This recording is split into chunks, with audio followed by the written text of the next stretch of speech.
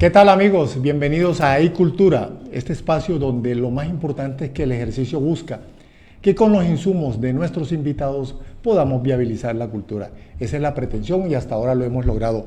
Y con el invitado, el gran invitado especial que tenemos en el día de hoy, sí que lo vamos a hacer realidad esa dinámica. Como han podido observar y degustar, hemos comenzado con un himno, uno de los himnos que tiene ese patrimonio oral y material de la humanidad, que es el Carnaval de Barranquilla, el Garabato. Con él queremos darle la bienvenida a nuestro gran invitado y a quien le agradecemos mucho esté con nosotros, a pesar que esa agenda de construcción cultural está muy copada, nos da la posibilidad de conversar con él y lo más importante, conversar sobre la cultura del Caribe, desde ese espacio que maneja y es la dirección de la CLENA, la Corporación Luis Eduardo Nieto Arteta, uno de los grandes filósofos del Caribe colombiano y de la República de Colombia. Juan José Jaramillo, Juancho, qué gusto tenerte con nosotros, un abrazo, hermano. José, muchas gracias, de verdad que encantado de esta invitación y mejor dicho, me diste en el tuétano con ese opening de buenas noches, presidente, buenas noches, ¿cómo está? Wow. O sea, yo creo que todos los barranquilleros y no barranquilleros que escuchamos ese himno del carnaval, te olvidé, donde estemos, nos mueve la fibra, a todos. Gracias, José, por invitarme a este gran programa iCultura. Muy querido a usted porque sabemos de lo ocupado de la agenda de la cual vamos a hablar ahora. Pero Juancho, ¿por qué, para contextualizar y aterrizar el tema, ¿por qué esa relación entre el Garabato y Juan José Jaramillo? Bueno, la familia Bengoechea hace parte de mi familia. El viejo Emiliano venía siendo primo de mi abuela.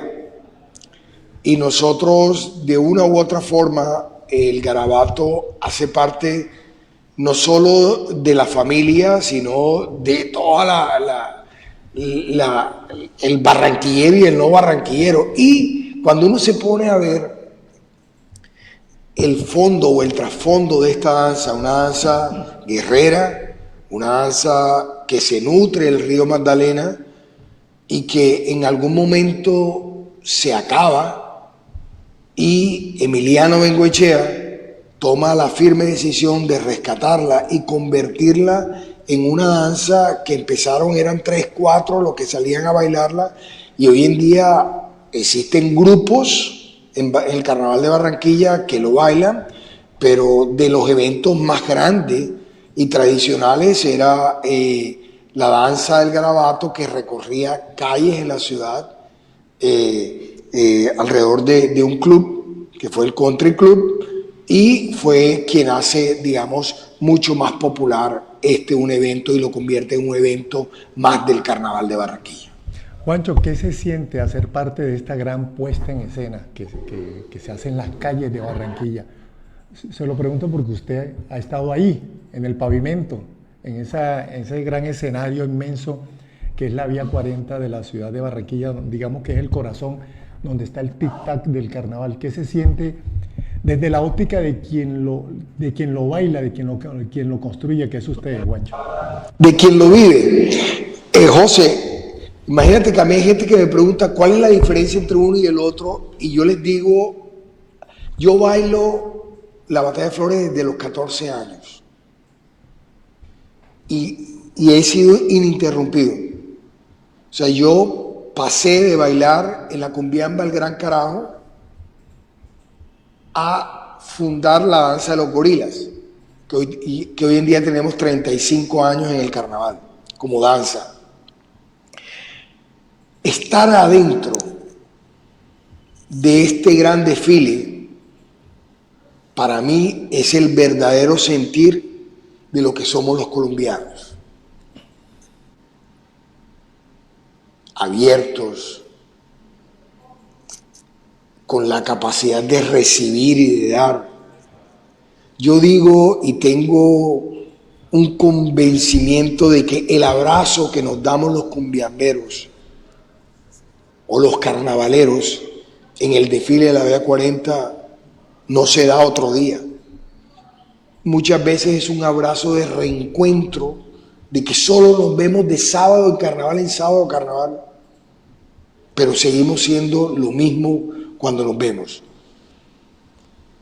La reunión que tiene el sábado de carnaval, donde no hay clase, donde no hay distingo, donde no tenemos que ver si tu vestido tiene brillo o no tiene brillo, es única, es única. Y eso sucede dentro de este gran desfile de la Batalla de Flores. Además que, José, como para que todos los que nos siguen entiendan, la Batalla de Flores tiene un hecho histórico impresionante.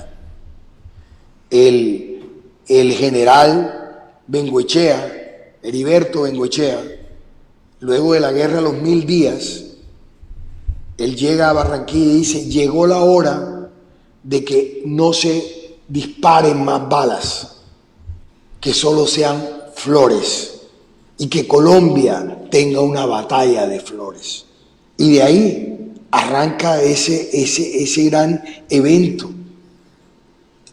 tomado literalmente por en entonces las capitanas de los clubes, porque en eso eran ellas, las capitanas eran las que comandaban la fiesta, y salían en estos carruajes de la época a tirar flores. Y entonces uno encuentra que un espacio como este, que hoy reúne un sinnúmero de personas, y José, en medio de los 4 días, de los eventos oficiales de la fiesta, nunca hemos tenido nada que lamentar. Entonces, eso es lo que es realmente un colombiano, que se encuentra en un espacio que se abre y que está dispuesto a dar y a recibir y, por supuesto, a disfrutar. Eso somos lo que sucede en esos 4 días. Juancho, uno de los aspectos que tuvo en cuenta la UNESCO cuando declara obra maestra del patrimonio oral e inmaterial de la humanidad al Carnaval de Barranquilla fue precisamente eso que usted está subrayando, que es una construcción de paz, pero algo más importante, o simultáneamente en nivel de importancia están en el mismo nivel, la inclusión, porque mientras ustedes están, por ejemplo, el garabato está en ejecución, hay un tocar de pieles donde la gente no está en una tribuna, también hace parte de ese escenario natural que es una calle larga de muchos kilómetros. Entonces, ese carácter inclusivo hizo que la UNESCO también determinara que el carnaval debía ser obra maestra del patrimonio oral y material de la humanidad, Juancho. Claro, es que son 5 kilómetros diversos, son 5 kilómetros abiertos al patrimonio, al disfrute, al goce, al respeto, al reconocimiento real de quienes deben estar ahí, quienes han sido guardadores, quienes han sido estos grandes luchadores, y lo digo así, luchadores, porque no ha sido fácil sostener una danza. Cuando hoy vemos nosotros las danzas de relación, que son las danzas que de una u otra forma son estáticas, y estas danzas las supera el brillo, la lentejuela, la vistosidad. Estos guardadores, te lo digo, que tienen que hacer tripa y corazón, hermano, para estar ahí presentes en el carnaval. Esas 20 danzas que hicieron parte del dossier que se llevó a la UNESCO, que casualmente este año cumplimos 20 años, hacen parte del tuétano de nosotros. O sea, nosotros como Corporación Luis Eduardo Nieto Arteta, como Clena, y yo como Juancho Jaramillo, soy un defensor a capa y espada de estas danzas, de darlas a reconocer, de que sea el mundo entero el que se entere que somos más y que somos unos guardadores de una tradición oral impresionante. O sea, escuchar a un verseador de Congo es algo mágico.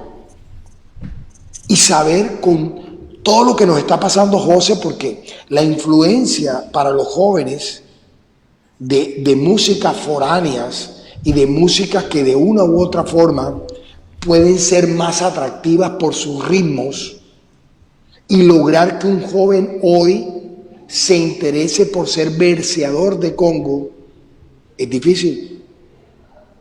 No es fácil seducir a estos jóvenes, pero en esa tarea estamos.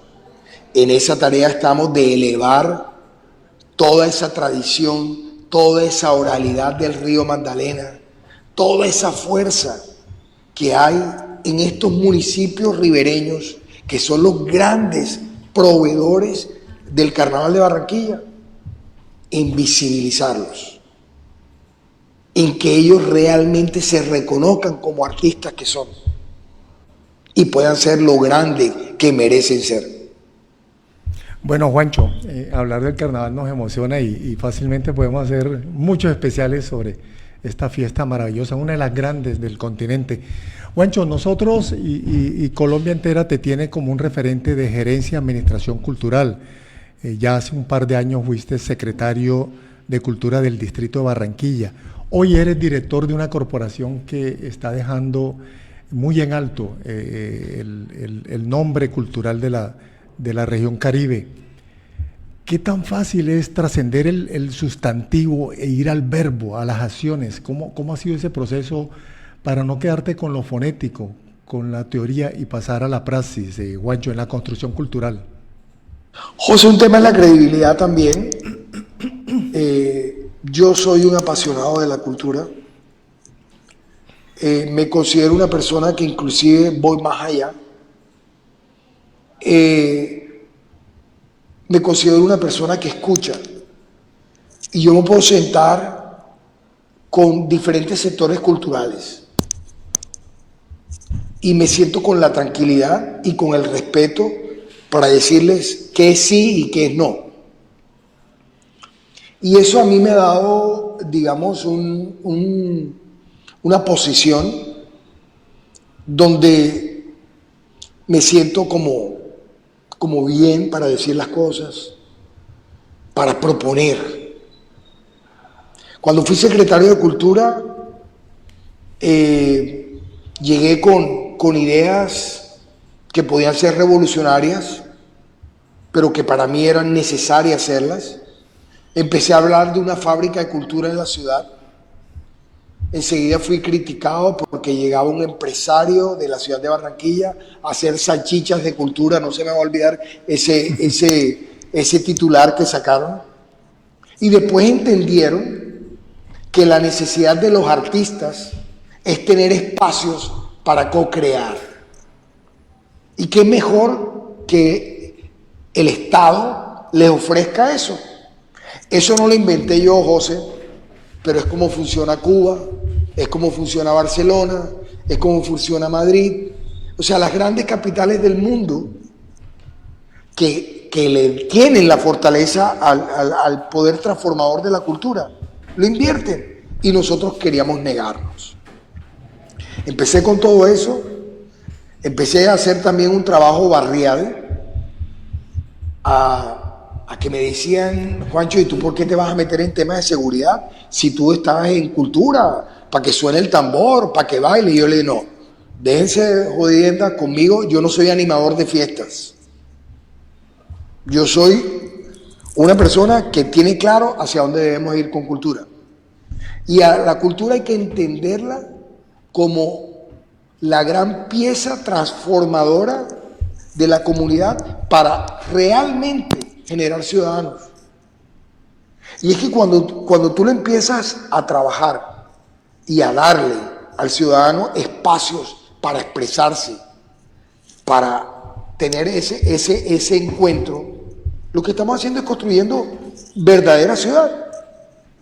Y empecé con todo este trabajo y me fui a los barrios en la ciudad a entender qué era la necesidad de los jóvenes, de los chicos.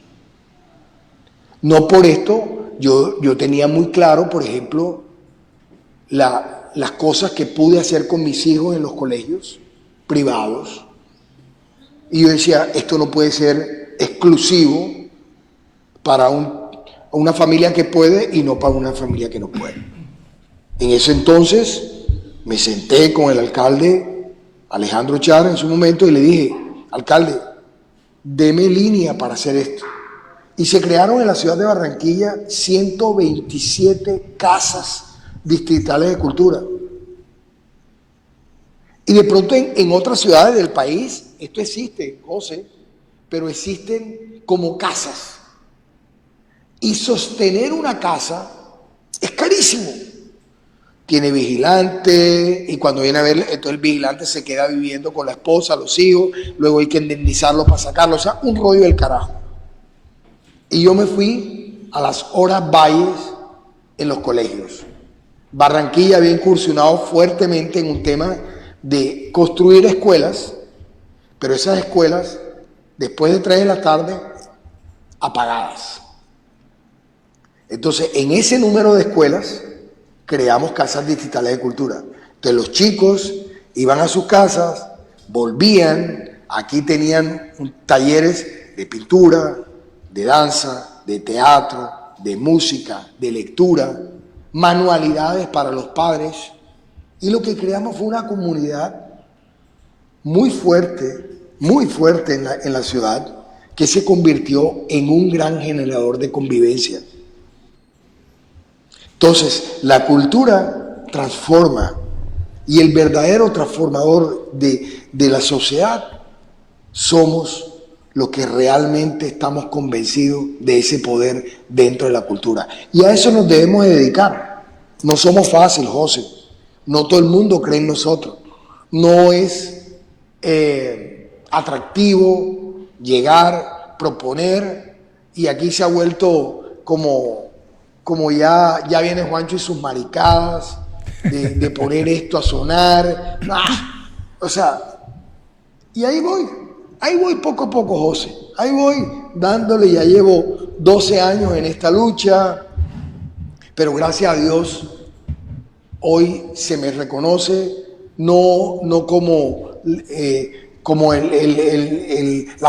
la fuerza de que en lo que diga, no. Es de verdad como un luchador y un trabajador de la cultura. O sea, yo no soy el que da la orden, no, yo me ramaleo esta vaina. Me gusta, la siento, pero me la ramaleo para yo saber realmente los avatares de un artista para poder llegar al final de un evento.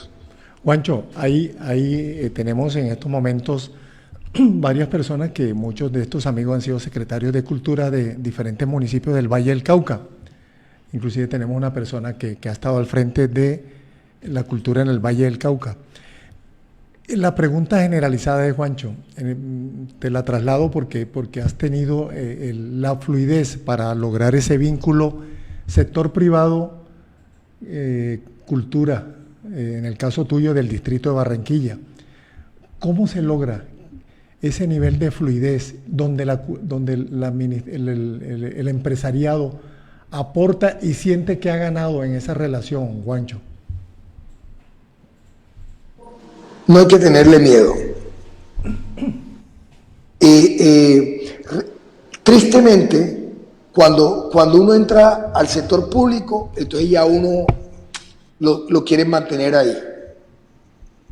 Yo me salí a vender esto y me fui inclusive a la asamblea de la ANDI en Cartagena. Y tuve, así te digo, la cara lavada para hablarle a los grandes industriales de la industria creativa del Carnaval de Barranquilla. Y decirle, hacer una fiesta, vale, hay que pagarle al artista, hay que pagarle a quien la produce. El último Carnaval de Barranquilla que yo hice costó 22 mil millones de pesos. Pero eso le trajo a esta ciudad una derrama económica de más de 60 millones de dólares. Entonces, cuando uno viene a ver cuál es la industria que realmente tenemos y que produzca una derrama económica desde el vendedor de papitas con su canasta hasta el hotel de más alto nivel. Entonces, nos toca a nosotros, los que tenemos la gracia divina de ser líderes de espacios como este, traspasar ese límite. Hoy, por ejemplo, yo me siento con Junta de Cámara de Comercio, me siento con la ANDI y les estoy hablando de lo que debemos hacer. Hoy logro que empresas de la ciudad de Barranquilla, por ejemplo, hubiesen creído en un proyecto como Vacasquilla. Y fueron 30 lienzos no tradicionales, unas vacas, pintadas por 30 artistas de la ciudad, para recontar la historia de la ciudad. Y fueron el empresariado de la ciudad que invirtió en ello. Entonces, cuando tenemos las ideas claras, los que, vuelvo y digo, porque tenemos la gracia de Dios, la bendición de estar en un puesto, y nosotros no llegamos a estos puestos para no hacer, sino que, vuelvo y digo, tenemos una misión, y esa misión nos toca venderla. No es fácil, pero tenemos que hacerlo. Juancho, tenemos que hacerlo y convencer a la gente. Juancho, ¿cuál es la tasa de retorno que con mayor regularidad te piden los empresarios, que regularmente te piden para apoyar una actividad cultural? Esa inversión que ellos hacen, ¿en qué la quieren ver reflejada?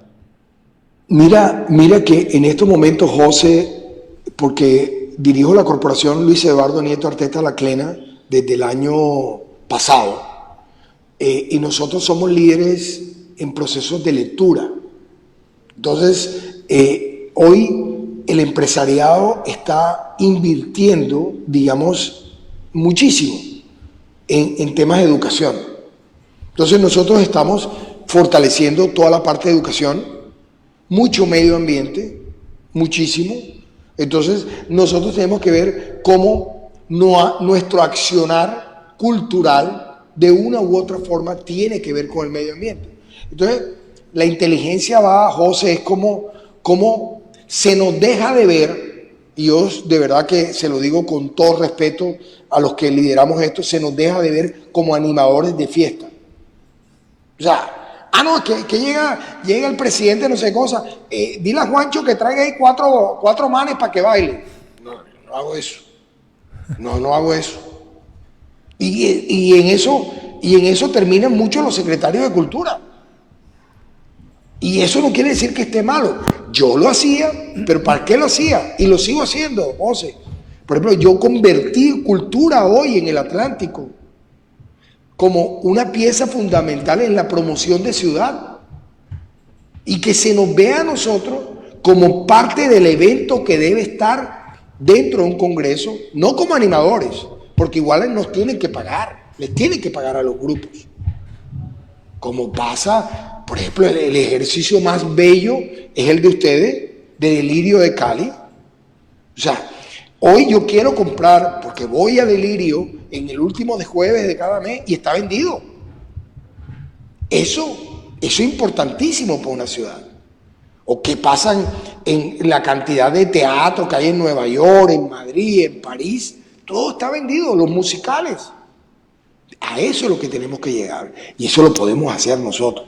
¿Cómo lo puede hacer con el sector empresarial? Uno ve cómo los privados son los grandes patrocinadores de estos eventos.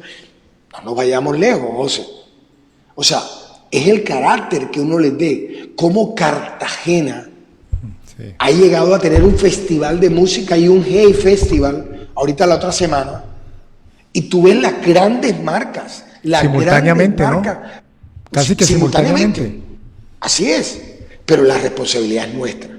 Vuelvo y le digo, cuando tenemos la gracia divina de representar un cargo de esto, es mucha responsabilidad para vender. O sea, cada uno de nosotros tenemos productos muy buenos, muy buenos.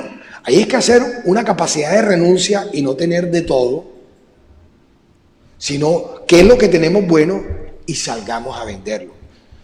O sea, hay infinidades de temas. Nosotros tenemos que llegar a que nuestros productos se eleven para que se conviertan en un producto vendible. Para mí, el mejor ejercicio es festival de música, como lo es el de Cartagena, que estuve viendo y acompañando, porque hoy en día se nos ha convertido en un excelente referente y ahorita un G Festival. Y eso es, nos toca duro, José. Los que estamos en cultura sabemos que hoy en Colombia y todavía yo creo que en Latinoamérica, en todos estos países, vender cultura no es fácil, no es fácil. O sea, es Juancho, con las uñas. De pronto, una primera conclusión podría ser la siguiente, ¿me la confirma o la ampliamos? De pronto el empresariado busca que, por ejemplo, en el caso de Barranquilla, que es tu epicentro, el distrito de Barranquilla, se fortalezca como polo del turismo cultural para atraer más turistas, por ende más compradores, que la economía se dinamice mucho más. De pronto podría ser como un primer objetivo que los empresarios quieren que la cultura les brinde. Mira, José, hace 10 años, cuando empezamos a pensar en la vocación de ciudad, además porque te voy a decir, yo llego a un cargo, pero siempre trato de buscar a alguien que sepa más que yo y que me diga qué debo hacer. Nos trajimos un argentino a hablar de vocación de ciudad y él va por donde tú nos estás diciendo. O sea, las ciudades tienen una misión, pero las ciudades también deben tener una vocación.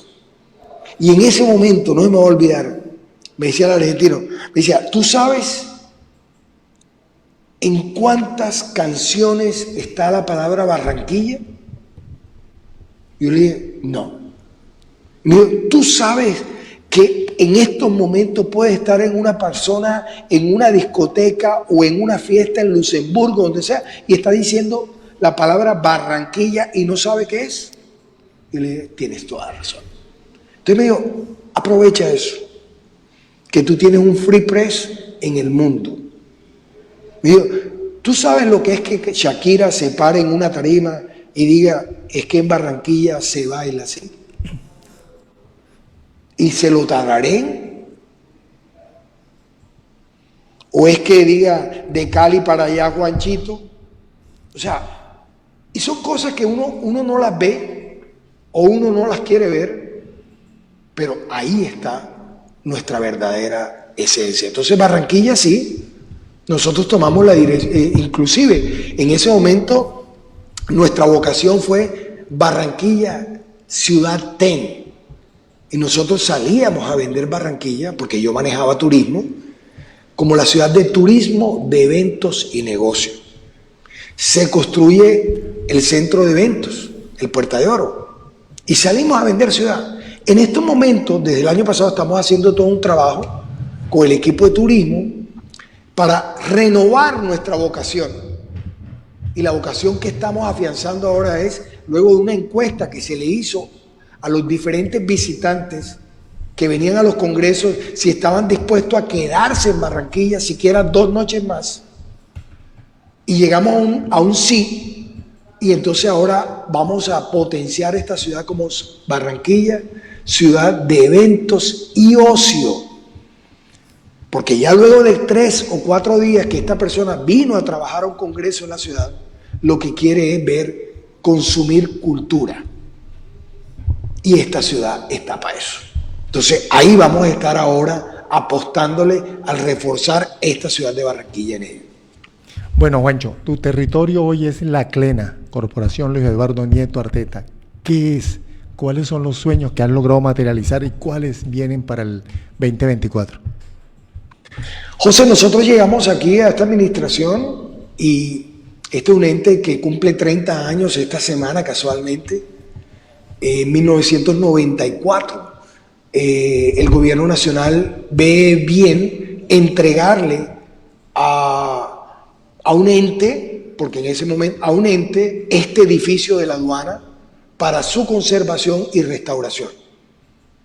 Ahí se conforma la Corporación Luis Eduardo Nieto Arteta Y se crea este gran espacio en la ciudad de Barranquilla, que tiene una biblioteca, que tiene un archivo, que es el archivo del Departamento del Atlántico, que tiene una galería de arte, que tiene un auditorio y que tiene la historia de la ciudad y del departamento, porque fue este el espacio donde llegaba el tren desde Puerto Colombia y aquí se nacionalizaba toda la mercancía que no solo llegaba a Barranquilla, sino que iba a Colombia.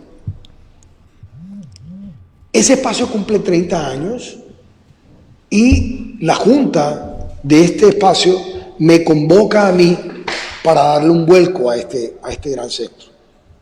Y el trabajo que estamos haciendo es convertirnos en un gran centro de pensamiento y de desarrollo de la cultura de la región Caribe.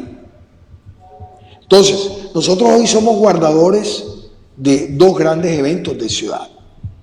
Uno es la Noche del Río, que sucede los jueves antes de Carnaval, y esto es una exaltación de los bailes cantados del río Magdalena, de todo ese patrimonio oral que existe en todas estas poblaciones ribereñas, en ese mundo cultural anfibio.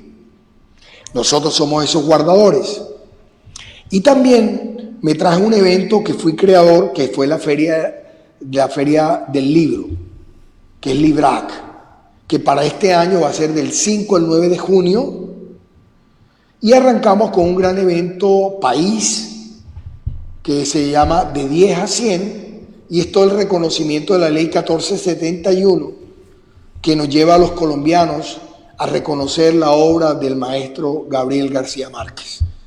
Ese trabajo lo hacemos aquí en Clena, anteriormente no se hacía, hoy en día nos pretendemos volver parte de la esencia cultural del departamento y, por qué no, de la región Caribe, y estamos trabajando en ello, José. O sea, es un giro de 360 grados donde buscamos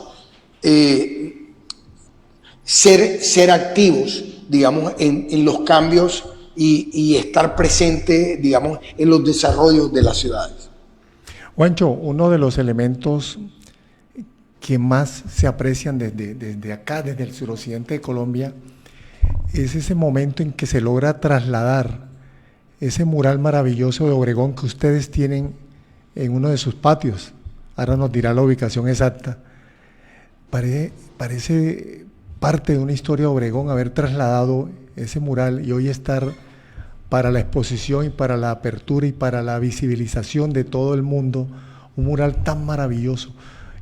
Se han hecho muchos eventos, no deja de trascender la obra del maestro Obregón gracias al trabajo de ustedes. ¿Cómo ha sido esa dinámica, Juancho? Simbología de Barranquilla. Es un mural bellísimo que uno lo recorre paso a paso y uno encuentra historias plasmadas con un pincel por el maestro Obregón y uno dice, ¿cómo? ¿En qué estaba pensando? Y se hizo hace tantos años y tú lo ves de actualidad. Pero no solo tenemos ese, José, aquí adentro de la aduana, sino que la ciudad ha venido trabajando fuertemente en un tema. En el año 2008, yo fui concejal de Barranquilla también. En ese entonces se iba el edificio del Banco Ganadero y se logró comprar el mural de Obregón del Banco Ganadero y va a ser ubicado prontamente en lo que va a ser el Museo de Arte Moderno en la ciudad de Barranquilla. Pero adicionalmente recuperamos una de las obras magnas del maestro Alejandro Obregón y es el Cóndor, y ese Cóndor se restauró en el año 2018 para ser colocado, digamos, en lo que va a ser la Plaza Alejandro Obregón, aquí cerca a la aduana. Y estamos en un proceso para recuperar el mural Tierra, Mar y Aire del maestro Alejandro Obregón y conformar en la ciudad de Barranquilla lo que sería la gran ruta Obregón, que es un producto turístico muy fuerte, digamos, para la ciudad. Obregón para todos nosotros, digamos, es parte de la esencia de ser barranquillero, hizo parte del grupo Barranquilla. Entonces, cuando uno empieza a leer la obra de Gabo o empieza a mezclar la ruta Macondo de la ciudad de Barranquilla, se encuentra con Obregón. Y entonces estamos haciendo todo un trabajo, digamos, de que quien venga a Barranquilla disfrute de esa magia del grupo Barranquilla, pero disfrute de la cueva, pero disfrute de la aduana, disfrute del centro de Barranquilla, disfrute del barrio abajo, del Hotel del Prado, del barrio del Prado como tal, de la tiendecita. Cada una de estas cosas tiene una historia por contar de la ciudad y básicamente son temas culturales que nos enriquecen y nos enorgullecen, no solo al colombiano, al barranquillero, sino también al colombiano. Juancho, bueno, primero recordar, ahora que hablas del maestro Obregón, la gran influencia reconocida por el maestro Fernando Botero, ahora en su reciente partida, y resalta y subraya mucho la importancia del colorido de la obra de Obregón en la obra de Fernando Botero. Otro motivo más de orgullo para quienes somos caribeños. Y la invitación para que, bueno, este es solamente un aspecto de lo que podemos encontrar. Vamos a adelantarnos un poquito, Juancho, vamos a hacer un recorrido donde tú nos invites y qué vamos a encontrar en ese espacio maravilloso que es la aduana de Barranquilla, antigua aduana. José, no, mira, quienes vienen hoy a visitar la aduana, porque nosotros nos hemos convertido, digamos, en un espacio en este año y medio importante, por ejemplo, para la comunidad educativa. Este edificio hace parte del patrimonio de la nación, pero adicionalmente guardamos, por ser guardadores del archivo histórico, toda la historia de la construcción. Entonces, nuestro equipo de patrimonialistas que está aquí dentro damos unas clases magistrales en asocio con las universidades en arquitectura y eso pasa aquí. Pero también contamos esa historia de 1888 del muelle de Puerto Colombia y esa conexión con esa locomotora Doña Elena que la tenemos aquí y desde ahí empieza la historia de este espacio.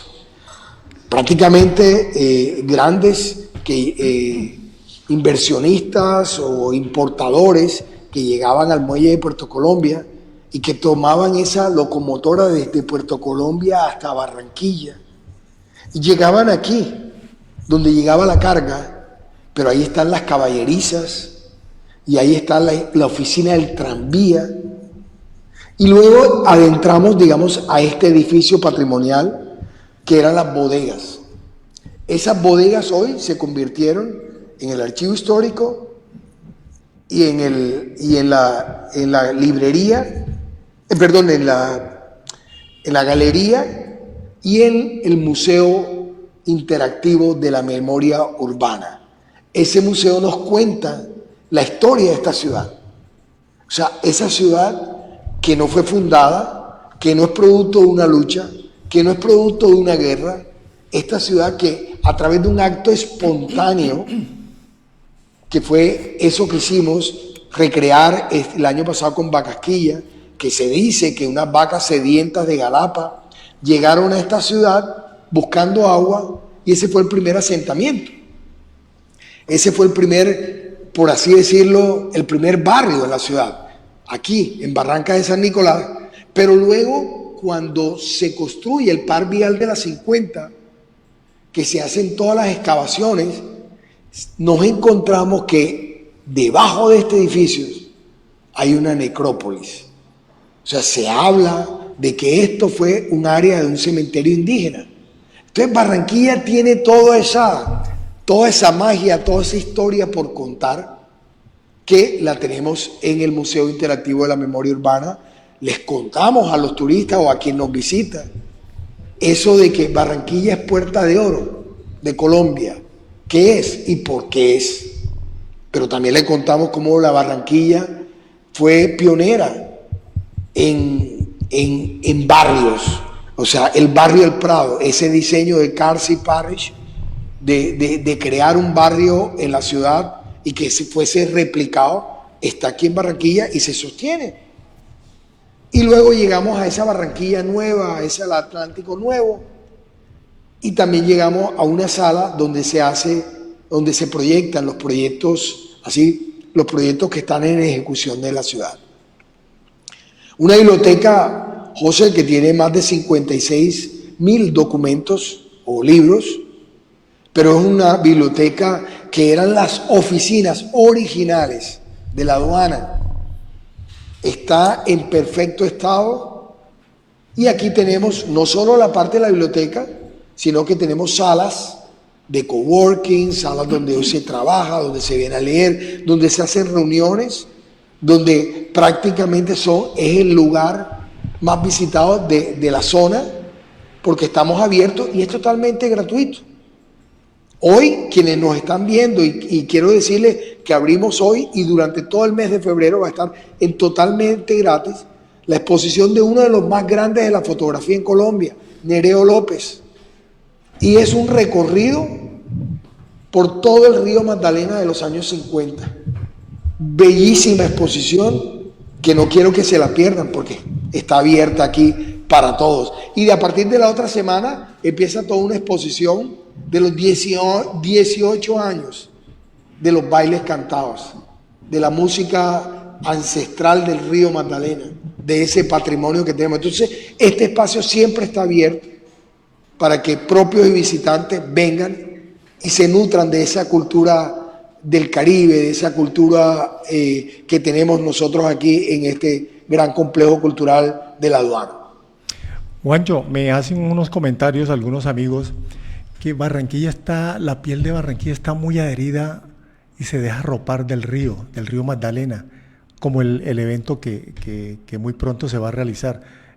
Conversemos un poco de esta influencia del río Magdalena y del reconocimiento de la ciudad a esta arteria fluvial importante y tan en el corazón de la ciudad de Barranquilla.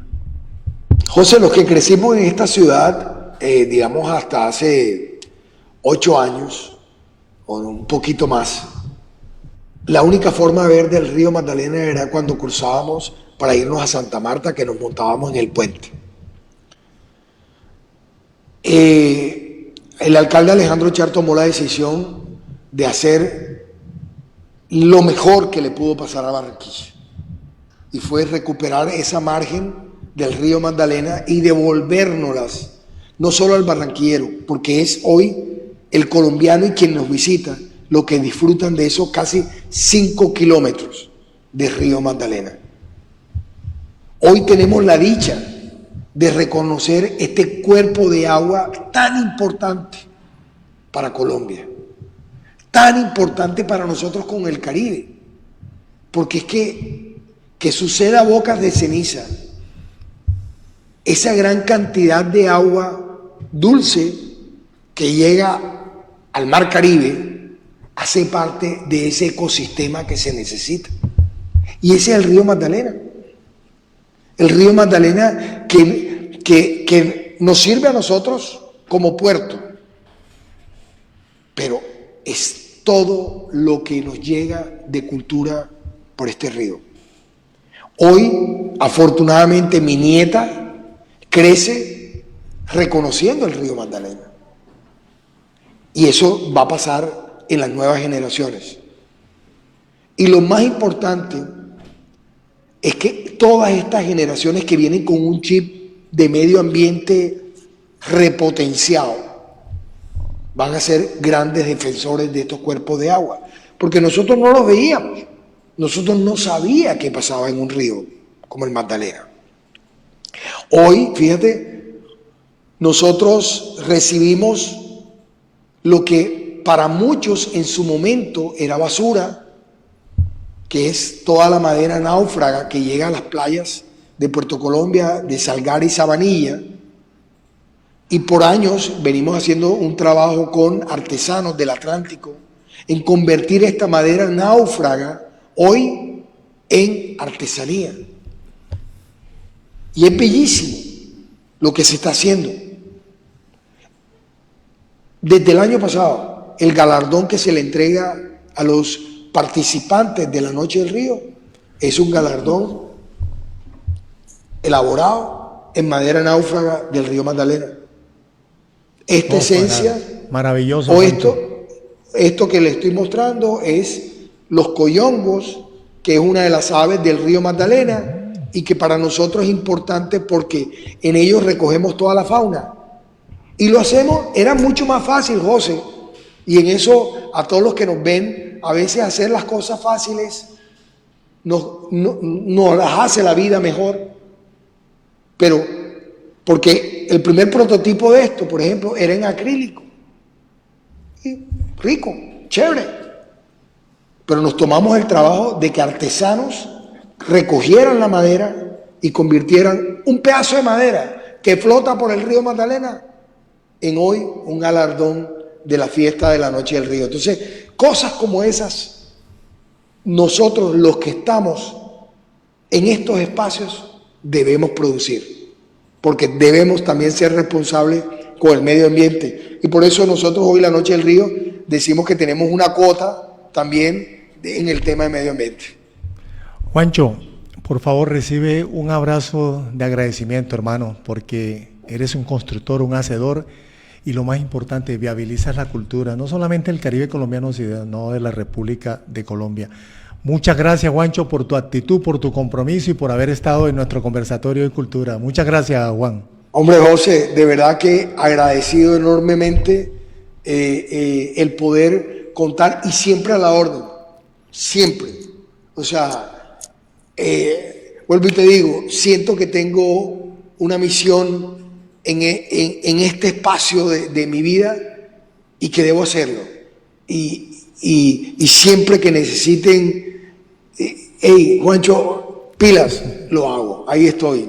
De verdad que muchas gracias por abrirme tu canal y poder llegar a muchas más personas y contarles qué es lo que está pasando aquí en Barranquilla. Gracias, Juancho. Un abrazo grande desde E-Cultura, desde la Q Digital al suroccidente de Colombia, desde la ciudad de Palmira. Este es el año en que se cumplen 10 años en que se entregó una de las bibliotecas más importantes por el nivel de influencia que tiene. Nos referimos a la biblioteca Dora Alessandra Pinto de Izquierdo, en honor a una gran maestra, considerada en su momento como una de las mejores declamadoras de habla hispana. Dentro de este reconocimiento que vamos a ocupar durante el año 2024 y que va a tener una serie de eventos e intervenciones artísticas, tenemos el podcast con quizás uno de sus grandes amigos, de esos trabajadores de la cultura y del arte latinoamericano. Nos referimos al escritor, al poeta, profesor, diplomático y es asesor de la Presidencia de la República de la Ciudad de Panamá, el maestro Julio Yao. Vamos a escucharlos y atender este mensaje tan importante en los 10 años de la Biblioteca Pública Dora Alessandra Pinto de Izquierdo. Buenos días a los hermanos de Colombia, amigos de Panamá. A través del compañero José López Ebrard del programa de E-Cultura, extendemos un caluroso y cariñoso saludo a nuestros hermanos de Colombia. Antes que nada, deseamos decir algunas cosas importantes acerca del rol y el acompañamiento especial que tuvo Dora Alessandra. Dora Alessandra Pinto de Izquierdo llegó a Panamá a fines de 1972.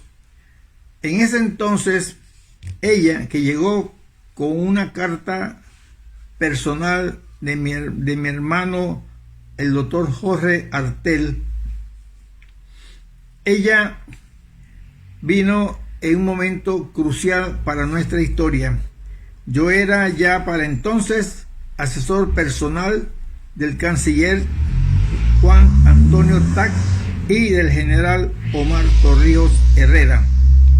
Nosotros en ese momento preparábamos la reunión del Consejo de Seguridad de Panamá en el 72, en marzo de ese año, que dilucidaría o decidiría el respaldo internacional a la causa panameña o su fracaso. a mí me tocó realizar en diciembre en Holanda todos los preparativos estratégicos, jurídicos y diplomáticos sobre lo que se iba a plantear en esta reunión. Pero antes de esa reunión, Dora Alexandra ofreció un recital que fue auspiciado personalmente por el general Omar Torrijos Herrera, al final del cual él le entregó una ofrenda floral tan grande como la que yo he visto jamás en mi vida. Pero lo importante es que en el recital de Dora Alexandra, que declamó poesías nacionales y poesías de poetas latinoamericanos, se dio la lanzada, se dio el inicio de la lucha nacionalista y patriótica del pueblo panameño, y fue ese recital el que encendió el patriotismo nacional, el patriotismo de los panameños y el antiimperialismo de nuestro pueblo. En ese recital, Dora declamó obviamente poesía de poetas nacionales y poetas latinoamericanos. De Colombia declamó de León de Greiff y José Asunción Silva, entre otros. De Panamá declamó poesía de Rogelio Sinán, nuestro máximo poeta, y de Gaspar Otay Hernández con el canto a la bandera. También declamó varias poesías mías, de una intitulada Lloras Panamá querida y la otra Manos que amasan el día. Pues bien, resulta que este recital fue un clamoroso éxito para Dora Alexandra y para mí personalmente, que lo había recomendado. Lo que queremos al final decir es que con esa presencia de Dora y sobre todo sus apariciones en diversos escenarios de la América Latina, de Estados Unidos, de España y de Cuba, se encendió la chispa del nacionalismo panameño, y Panamá recibió un apoyo masivo completamente en marzo del año 73, que después condujo a los tratados del Canal y la victoria final del pueblo panameño. De manera que nosotros los panameños estamos sumamente agradecidos por la colaboración de Dora Alexandra y la tendremos siempre en nuestra memoria. Muchas gracias. No, a usted, maestro Julio Yao, el gran diplomático, poeta y amigo de nuestra poetisa y declamadora Dora Alexandra Pinto de Izquierdo. Ahora queremos cerrar Cultura con nuestro podcaster Juan José Vivas Torijano, uno de los trabajadores más intensos y de mayor alcance en cuanto a calidad el podcaster literario. En el día de hoy tiene un maravilloso relato que queremos compartir con todos ustedes en Cultura.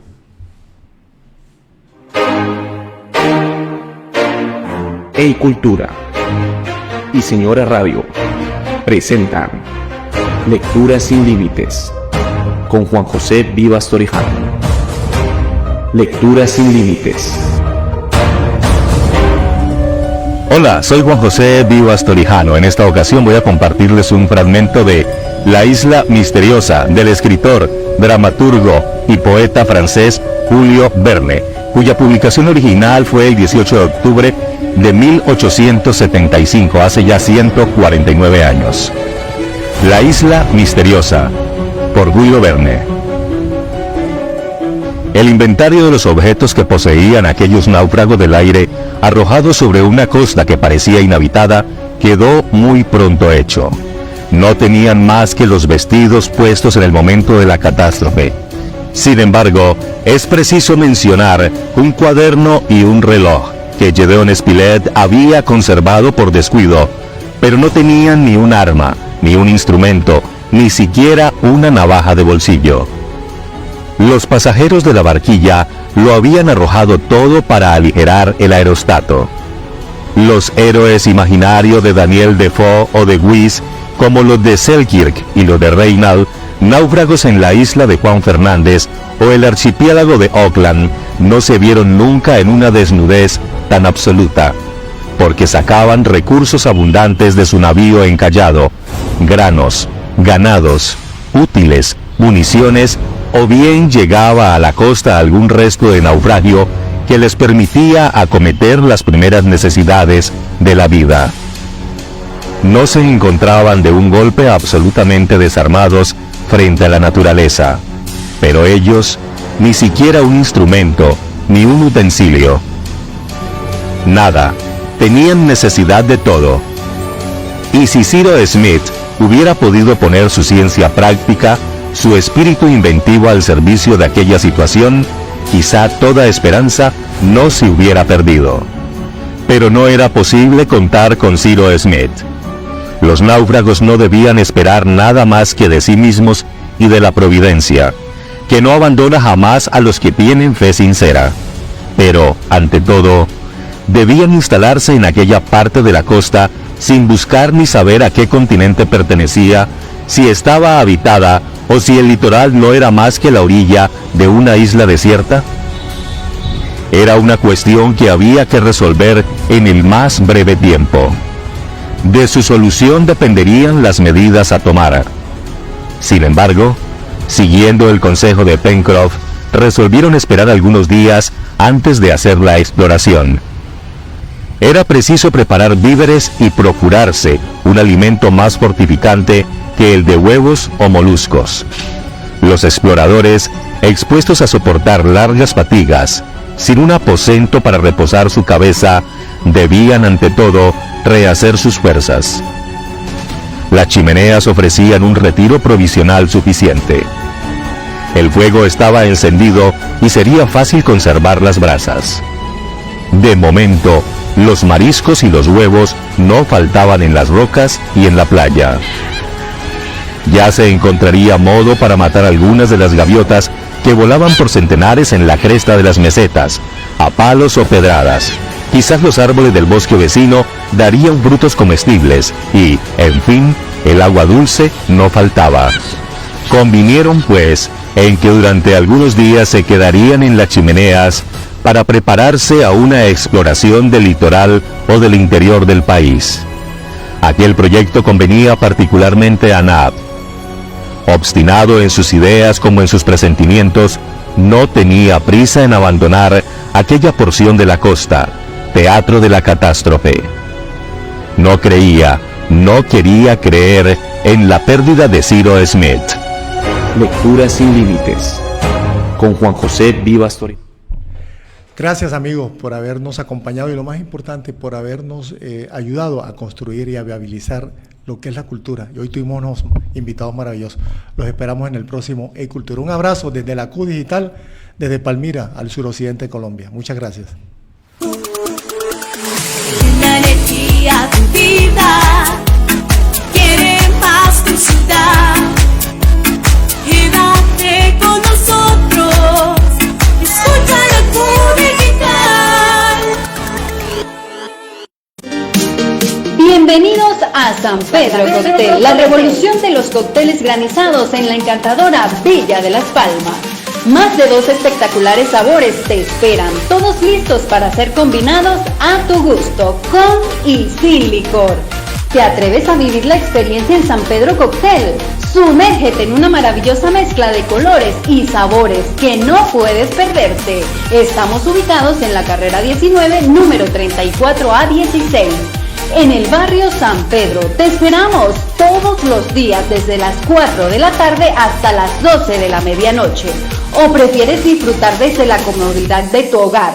Pide tu domicilio al 322-642-5226 y descubre el placer de nuestros exclusivos cócteles. San Pedro Cóctel, donde cada sorbo es una obra maestra de sabor. Síguenos en redes sociales para no perderte nuestras exclusivas promociones de lunes a miércoles.